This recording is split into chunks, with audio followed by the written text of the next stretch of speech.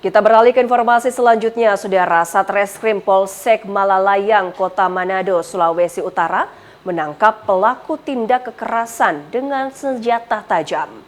Pelaku ditahan setelah melukai korbannya dengan senjata tajam. Usai sempat buron, VN akhirnya ditangkap tim Resmo Polsek Malalayang, Manado, Sulawesi Utara. Pria 19 tahun ini ditahan setelah lakukan penganiayaan terhadap seorang warga dengan senjata tajam. Dari hasil penyelidikan, pelaku nekat menganiaya setelah sebelumnya adu mulut dengan korban berinisial RK. Pemicu perselisihan lantaran korban keberatan, pelaku meminjam ponsel korban.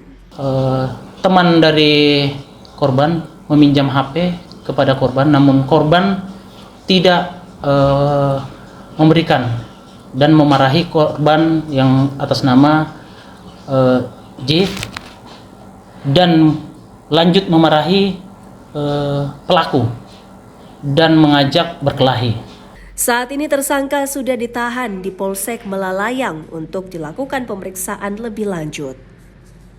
Jimmy Dapar, Kompas TV Manado, Sulawesi Utara.